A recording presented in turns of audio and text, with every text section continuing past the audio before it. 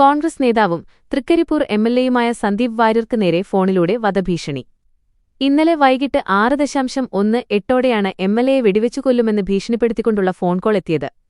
ചെറുവത്തൂരിൽ ഒരു പരിപാടിയിൽ പങ്കെടുത്ത ശേഷം തൃക്കരിപ്പൂർ ഭാഗത്തേക്ക് തിരിച്ചുപോകാനായി കാറിൽ കയറിയിരിക്കുന്നതിനിടയിലാണ് സന്ദീപ് വാര്യർക്ക് അജ്ഞാതന്റെ ഭീഷണി സന്ദേശം ലഭിക്കുന്നത്.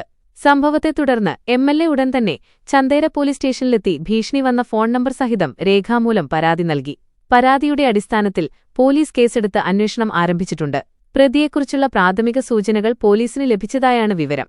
ഭീഷണിപ്പെടുത്തിയ ആൾ കൊല്ലം സ്വദേശിയാണെന്നാണ് പോലീസിന്റെ പ്രാഥമിക നിഗമനം. വാരണാസിയിൽ നിന്നാണ് ഇയാൾ എംഎൽഎയെ ഫോണിൽ വിളിച്ചതെന്നാണ് സൈബർ വിംഗിന്റെ സഹായത്തോടെ പോലീസ് കണ്ടെത്തിയിരിക്കുന്നത്. കൊല്ലം സ്വദേശിയായ സംഘപരിവാർ ബന്ധമുള്ള ഒരാളാണ് ഇതിന് പിന്നിലെന്നാണ് പോലീസ് നൽകുന്ന സൂചനകൾ. സൈബർ സെല്ലിൽ നിന്നും കൂടുതൽ രേഖകൾ ശേഖരിച്ച് പ്രതിയെ എത്രയും വേഗം പിടികൂടാനുള്ള ഊർജിത നടപടികളാണ് പോലീസ് സ്വീകരിച്ചുവരുന്നത്. എംഎൽഎയ്ക്ക് നേരെ വധഭീഷണി ഉയർന്ന സാഹചര്യത്തിൽ മന്ത്രി രമേശ് ചെന്നിത്തല വിഷയത്തിൽ അടിയന്തരമായി ഇടപെട്ടു. സംഭവത്തെ അതീവ ഗൌരവത്തോടെ കാണണമെന്നും വധഭീഷണി മുഴക്കിയ പ്രതിയെ എത്രയും വേഗം പിടികൂടി നിയമത്തിനു മുന്നിൽ കൊണ്ടുവരണമെന്നും രമേശ് ചെന്നിത്തല ഉന്നത പോലീസ് ഉദ്യോഗസ്ഥർക്ക് കർശന നിർദ്ദേശം നൽകി.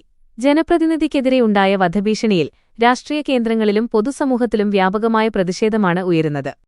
21 ലക്ഷത്തോളം സന്തുഷ്ടരായ ഉപഭോക്താക്കളും 2 ലക്ഷത്തോളം തിമിര ശസ്ത്രക്രിയകളും പൂർത്തിയാക്കിയ മലബാറിലെ ഏക കണ്ണാശുപത്രി Al Salama eye hospital, hospital road, Perinthalmanna.